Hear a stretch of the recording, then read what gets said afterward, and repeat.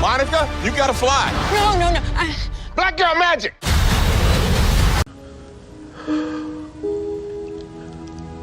I'm tired, boss.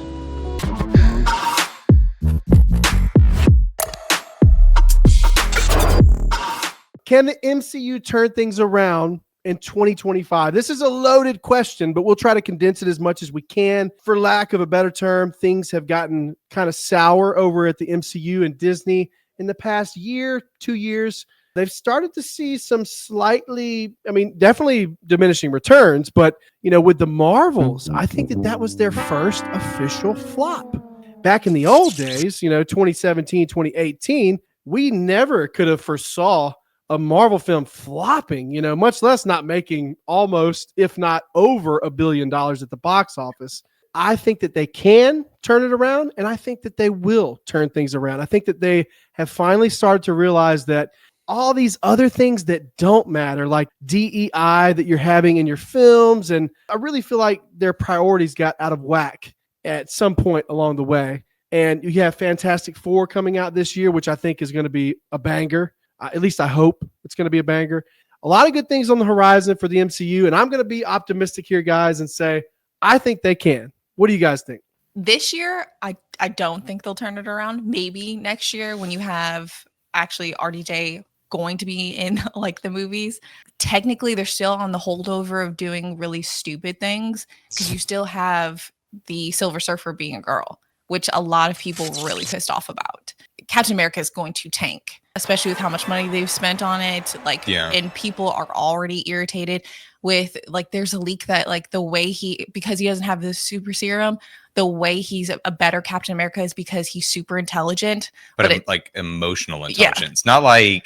Not smart, but he's emotionally he can intelligent. Read other people's emotions, which is a joke. I don't see this year being really good for them with their superhero movies. I think next year will be, just because people actually want to see Robert Downey Jr. Whether or not he's going to be Iron Man, they're just happy that he's going to be Dr. Doom. And then the Russo brothers generally make really good movies. I want it to be good. I really want a good Fantastic Four film, but I'm not crazy optimistic because I think that when Captain America 4 comes out, I think it's going to tank so bad that this whole year is just going to have the stink of death on it. I think to general audiences, when Captain America 4 comes out and they're going to have headlines being like the biggest flop in history, they lost, 400 million type stuff on it. I think that people are going to be like, oh, maybe superhero films aren't that cool anymore. And I think it could actually hurt everything that comes after. So if I was them, I probably would have either canceled Captain America 4 or just move it after Fantastic Four to give that be the hype thing for the year.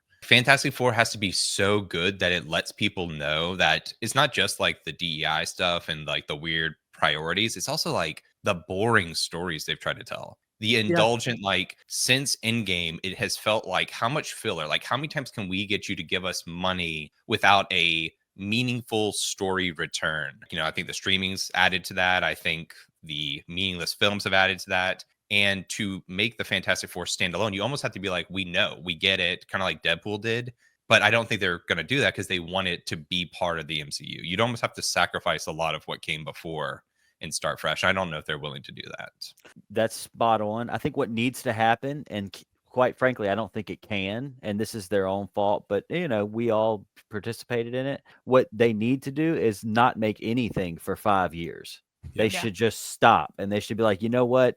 We're not doing anything. Well, obviously, put out your little kid shows and your behind the scenes and all your Disney Plus, contract stuff or whatever, but just stop. Whether you plan to continue where you left off or whether you plan to do something totally different, just quit, because we're right around the corner from X-Men season or a couple of years or whatever that may be. If that comes and that flops, at that point, I would just encourage Disney to sell Marvel. Get rid of all the stuff, because they would never do it though. That was one of the questions I was going to ask earlier is, do you guys think that would happen? But in reality, all I can think to myself is that will go sit in the paper that says we own this will sit in a vault somewhere and rot away before anybody else ever owns that. But in my head, I get so frustrated. Yes, the burnout, like we was talking about earlier, and we talk about a lot. And it's like in the video games world for a long time, there was a conversation about the console wars, and it was like this thing that just loomed over everything. And in my head, the burnout is what it is with the superheroes. It looms over for years and years. We're fighting this thing, and the only way I can think for it to be fixed is if they just stop, just quit. And I don't mean quit. I mean, take a deep breath, regroup, because you've been doing this constantly and but it's money. Everything comes back to money, the blessing and the curse of everything. They can't stop it. There's no way they can stop the machine now, because if they do, you put somebody on too high of a contract. When you put them on stage, they got to get paid the big bucks. And if they're not bringing in the big bucks, then what are you going to do? I'm trying to be optimistic, but it's very cautious and like being optimistic.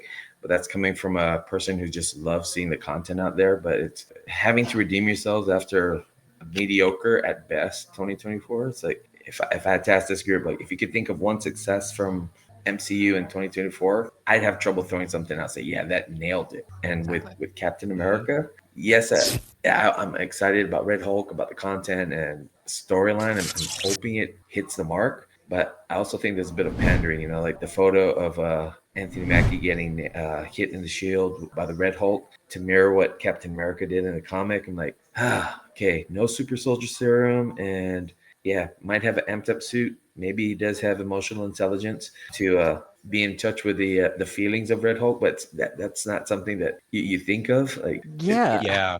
What do you think those feelings are? Do you think he's angry? Going back to Dooley's comment earlier, where he talked about like when you're carrying around your action figures, and it's like, how'd you beat the bad guy? I talked him through his emotional drama when he was 12. I am also hoping that the Thing wears pants in this iteration of the Fantastic Four. The last one was hard to get through. So again, cautiously optimistic. Do I think they're going to hit the mark? I'm actually for him not having pants, but I want to not have pants, and also I want to see the Rock ding-a-ling just swinging the whole time, kind of like Watchmen, but with the Thing. That's the Thing's thing, the Rock thing. Yeah, it's just a rock. It's just a rock, man. It's the Rock. Yeah, some pebbles. If you smell what the Rock is cooking. I did want to have one last little comment on that, though. I kind of compare it to like back in the day on MySpace when you were like, we played music. You message somebody and you'd be like, "Hey, man, we're having a concert in a couple of days here." At first, people were like, "Yo, thank you." And you could do that to like 20 people, and 20 people see it. After about a couple of years goes by, people just send those straight to spam. Like it's like we do not care because there's so many people doing it. Stop asking me to pull up and give you attention, because that's whatever. And the thing is Marvel, they've stop asking me to come back for mediocre stuff. Stop asking me to come back for something I don't care about. You know what I'm saying? Like, and you spend so much money on this kind of, and I'm saying me. Obviously, there's people in the world that care about things, but when it all boils down to it, you get to have these billion plus pay weekends and money, box office and stuff. Not weekends, but you get what I'm saying. Like these box office things, because you've got so many people at the table willing to put in. It's the same thing with anything else. If you can captivate that broad of an audience, and that's how the money is made for you to justify all this crazy stuff and to pull off something like the epicness of what the MCU is, whether it has its flaws or not. The only reason you can pull that off is because you were able to bring all these people in. What has happened in the past few years is oversaturation and wedges, unnecessary wedges that you've successfully used as like things that you bragged about that you must have just thought that way more people cared about in your, in those subjects. It doesn't even matter what it is on a business point of view. Mm-hmm. If this doesn't work, then you shouldn't do it. And you guys are biggest company in the world, Disney over Marvel, over whatever, like you guys have the means to know what people are into and what they're not. And it's like, instead you just went with your gut and hoped that you would change the flavor of the water in the ravine, but it's not the case.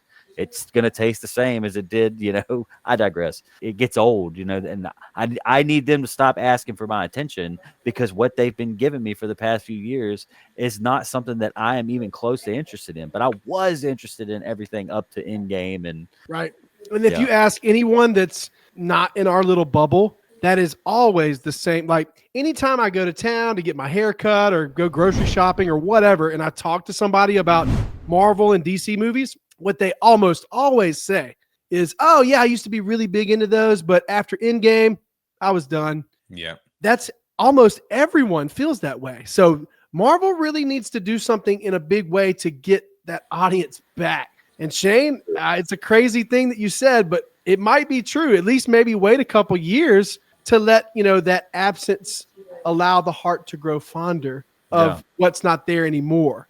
Oh man, you know what that trailer would be like when you saw it, and it's just like, insert. I don't even care if it's Tom Holland's Spider-Man, like after 4 years or 5 years or whatever, insert some arbitrary number of time, and it just, you see that trailer and you're like, oh my god, like they didn't warn us on Instagram, they didn't warn us on no TV show or nothing like that. Just out of nowhere, that first trailer that shows up and you've got Wolverine and something to do with Spider-Man, like let's go, you know what I'm saying? But right now, if you do that to me, I'm like, I really think you're just trying to keep me from like writing you off entirely. You know what I'm saying? That's what, like, the pressure release valve that was Deadpool 3. You know what I'm saying? They allowed that to happen because they know they've got nothing else that could possibly come as close to that as possible. Great leverage by whoever's behind Deadpool and making all that happen. But you guys literally need us to keep it, people showing up at the box office.